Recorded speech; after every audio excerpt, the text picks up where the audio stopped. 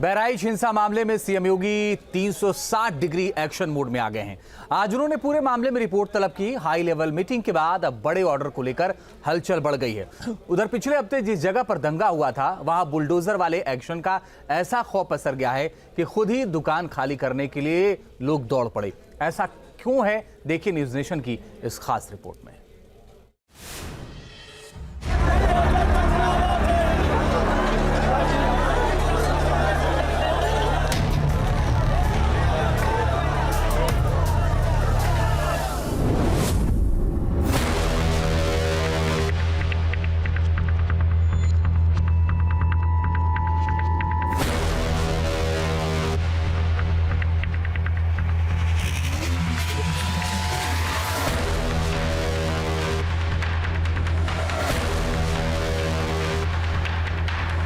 तीन दिन के अंदर जो खाली न करे तो बुलडोजर चल जाएगा।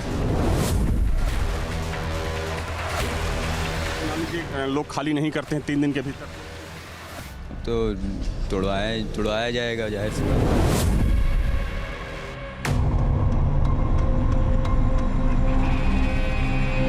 क्या बहराइच कांड मामले में योगी बड़ा एक्शन लेने वाले हैं?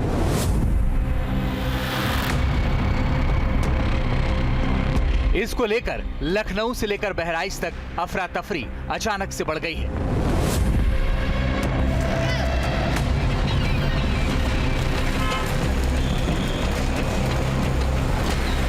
बहराइच के जिस महाराजगंज इलाके में दंगा हुआ था, जिस घर में रामगोपाल का मर्डर हुआ था, वहां देखिए माहौल क्या है। सामान समेटकर दुकानदार दूसरी जगह पर जाने की तैयारी में लग गए हैं।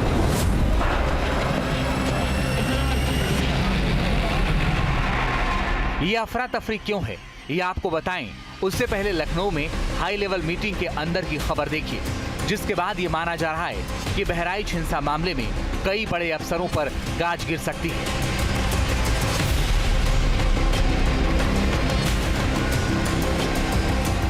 हिंसा के 7 दिन बाद मुख्यमंत्री योगी आदित्यनाथ ने डिटेल रिपोर्ट तलब की और पॉइंट टू पॉइंट पूरे मामले की जानकारी ली।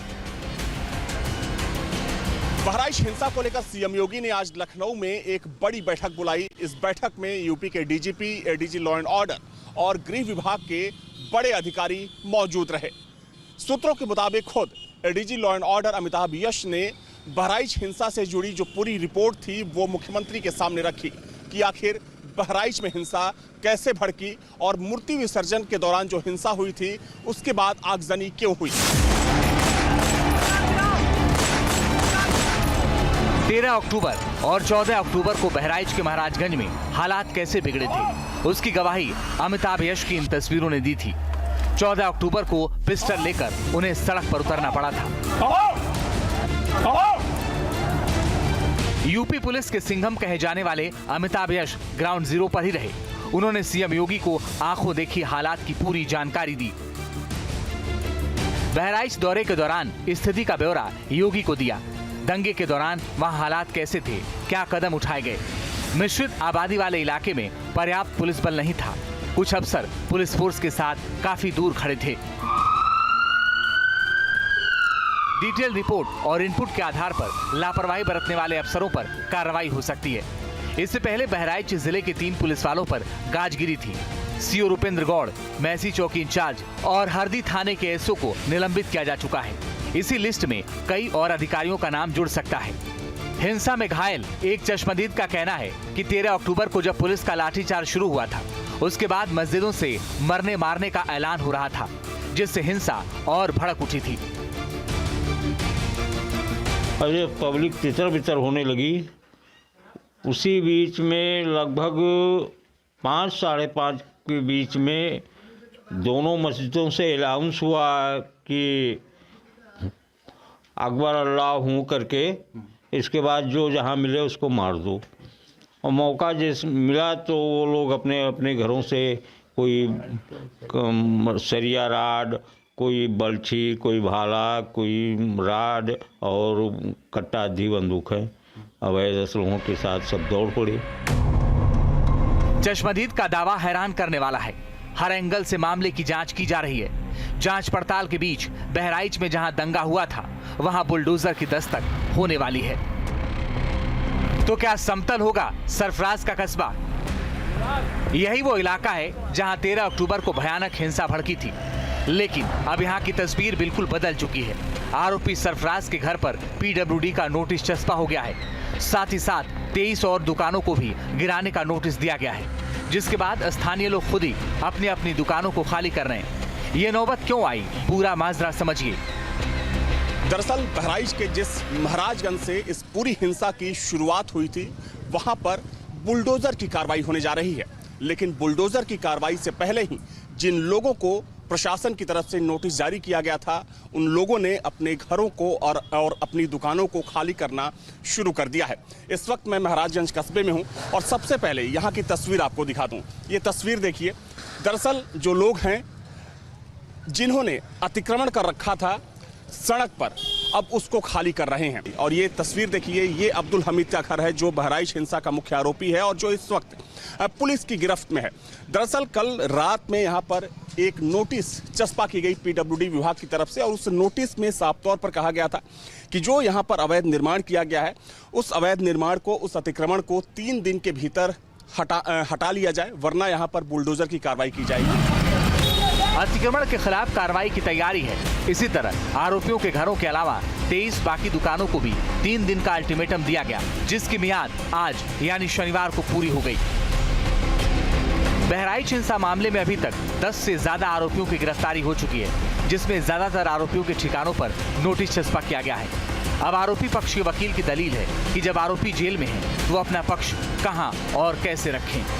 जो मुलजिम जेल चले गए हैं वो अपना पक्ष अगर रखने नहीं पाएंगे तो उनको न्याय कैसे मिल पाएगा? उनका घर लूट लिया गया है, घर उनका बंद पड़ा है, दरवाजे पर नोटिस दे रहे हैं, मुलजिम जेल में बंद है, सब जान रहे हैं।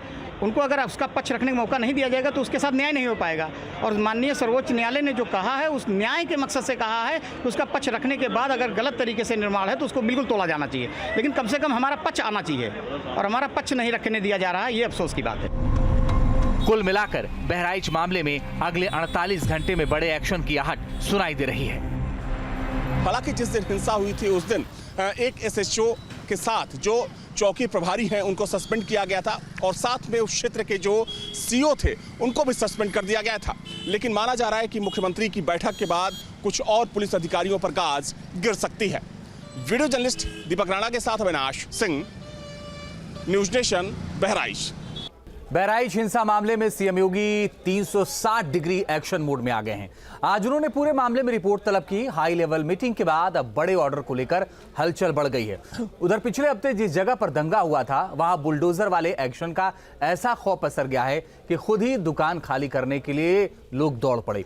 ऐसा क्यों है, देखिए न्यूज नेशन की इस खास रिपोर्ट में।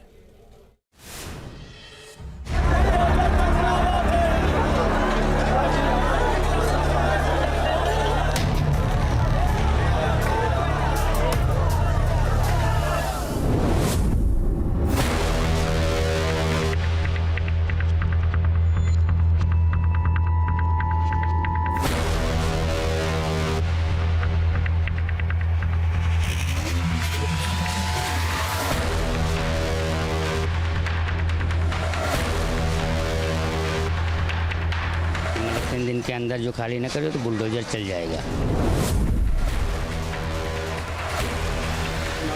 लोग खाली नहीं करते हैं 3 दिन के भीतर तो तोड़वाया जाएगा, जाहिर सी बात है।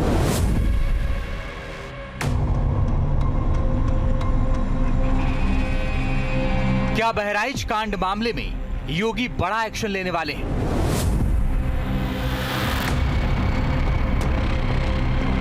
इसको लेकर लखनऊ से लेकर बहराइच तक अफरा तफरी अचानक से बढ़ गई है।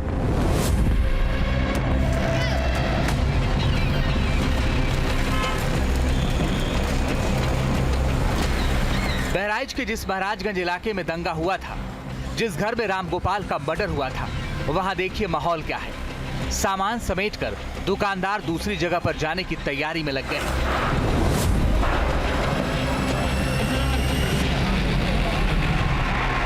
ये अफरा तफरी क्यों है, ये आपको बताएं उससे पहले लखनऊ में हाई लेवल मीटिंग के अंदर की खबर देखिए, जिसके बाद ये माना जा रहा है कि बहराइच हिंसा मामले में कई बड़े अफसरों पर गाज गिर सकती है।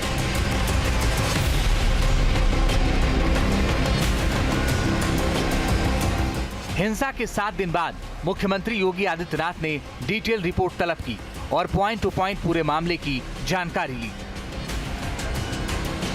बहराइच हिंसा को लेकर सीएम योगी ने आज लखनऊ में एक बड़ी बैठक बुलाई। इस बैठक में यूपी के DGP, ADG law and order और गृह विभाग के बड़े अधिकारी मौजूद रहे।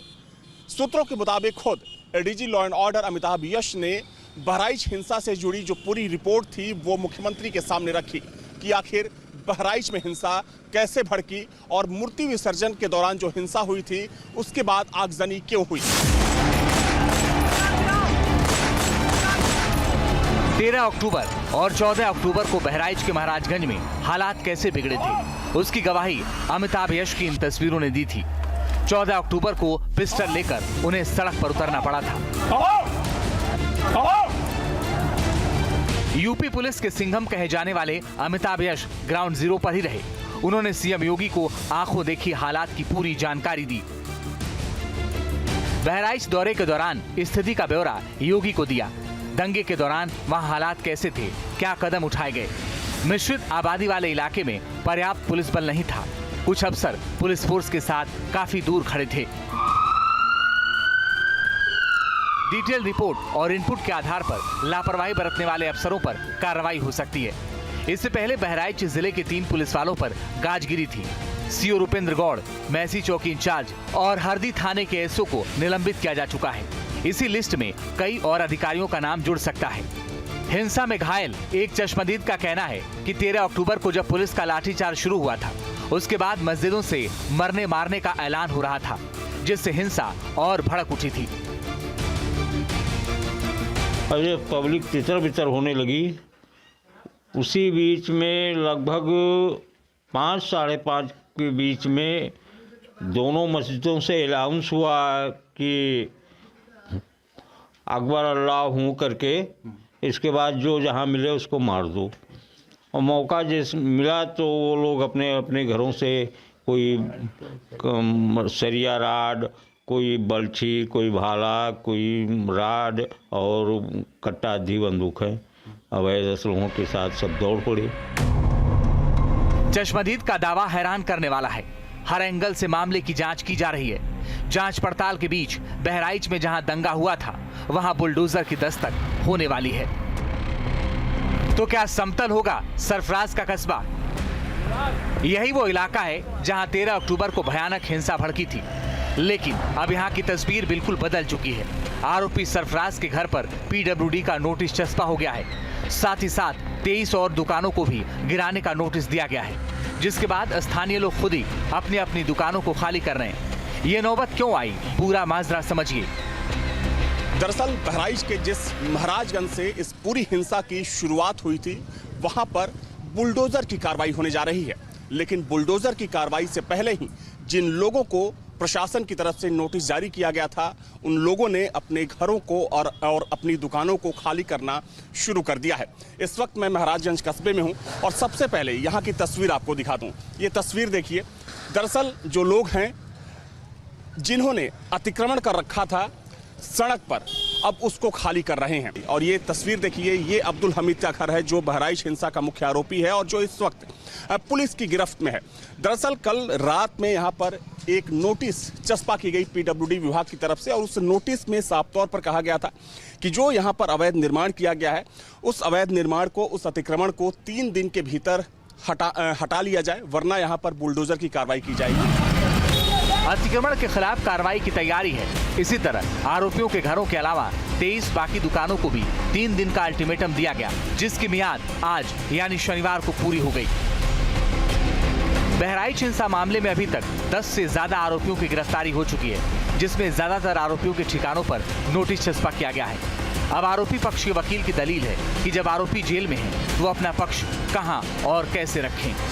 जो मुलजिम जेल चले गए हैं वो अपना पक्ष अगर रखने नहीं पाएंगे तो उनको न्याय कैसे मिल पाएगा। उनका घर लूट लिया गया है, घर उनका बंद पड़ा है, दरवाजे पर नोटिस दे रहे हैं, मुलजिम जेल में बंद है, सब जान रहे हैं। उनको अगर उसका पक्ष रखने का मौका नहीं दिया जाएगा तो उसके साथ न्याय नहीं हो पाएगा। और माननीय सर्वोच्च न्यायालय ने जो कहा है उस न्याय के मकसद से कहा है कि उसका पक्ष रखने के बाद अगर गलत तरीके से निर्माण है तो उसको बिल्कुल तोड़ा जाना चाहिए, लेकिन कम से कम हमारा पक्ष आना चाहिए और हमारा पक्ष नहीं रखने दिया जा रहा है। ये अफसोस की बात है। कुल मिलाकर बहराइच मामले में अगले 48 घंटे में बड़े एक्शन की आहट सुनाई दे रही है।